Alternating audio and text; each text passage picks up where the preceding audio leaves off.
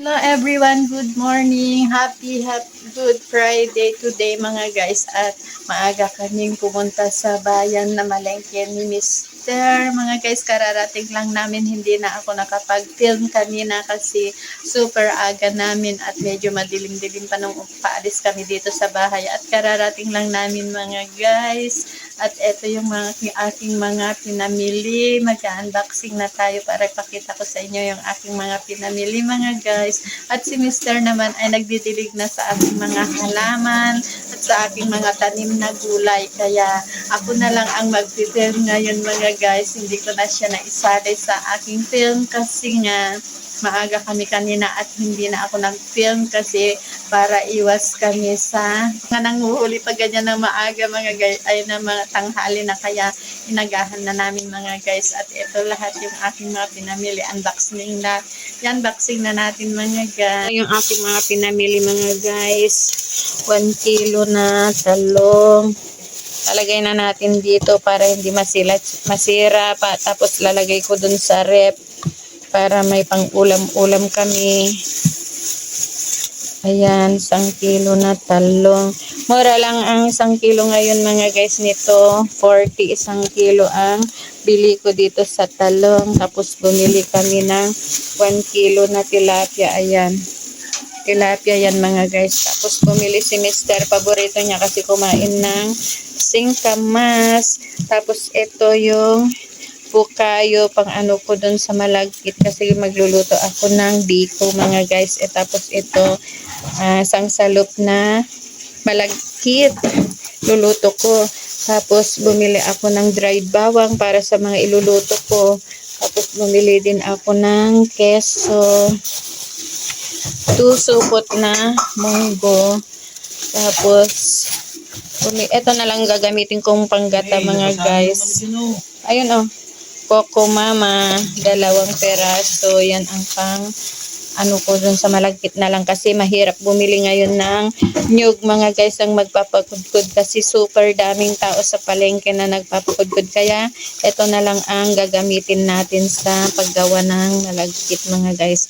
At saka bumili din ako ng ketchup, tapos hotdog, tapos yan milk, tapos 2 giniling. Ayan, 2.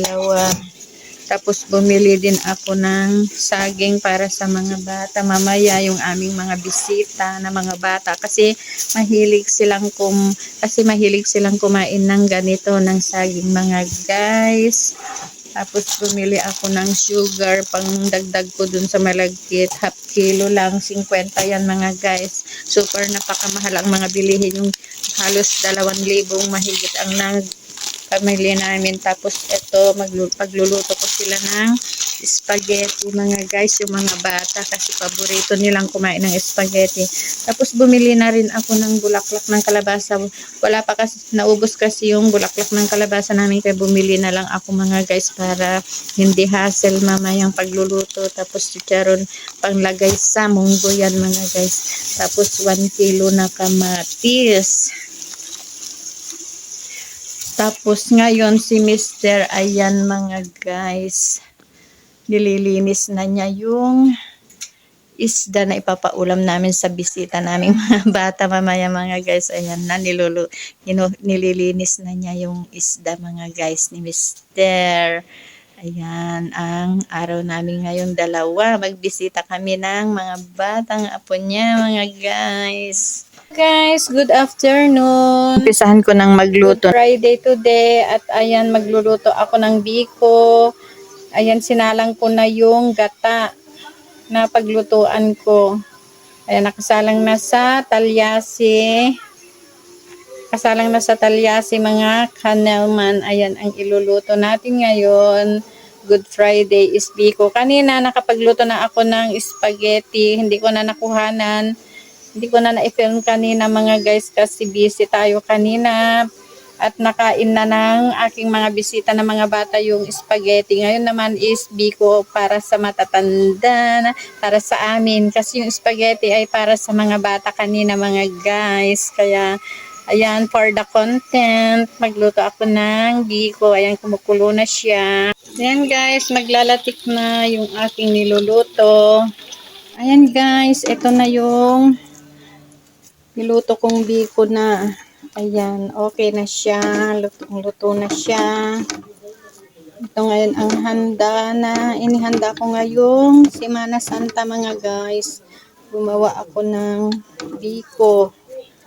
Yan. Ang hirap maghalo pero worth it naman dahil masarap ang pagkakaluto ko mga guys. Siyempre luto ko kaya masarap. Yan. Mahirap maghalo.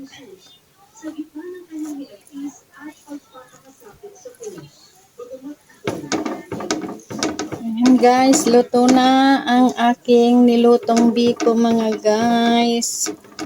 Ito na ang kinalabasan yung niluto kong biko. Ayan.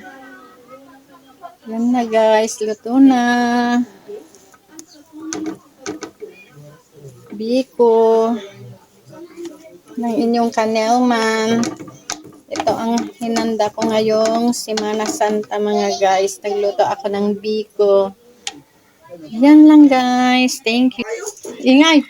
Yan guys, luto na yung aking nilutong biko. Ito may cheese. At ito naman yung isa, walang cheese, latik lang itong isa. Ayan. And guys, thank you for watching. Nakaluto na ako ng biko. So, bali yan lang guys, ang update ko for today's video. Bye! Thank you for watching ang inyong kanelman ngayong Good Friday.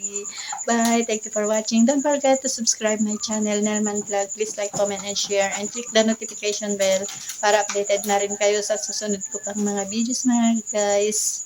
Bye-bye and God bless. See you!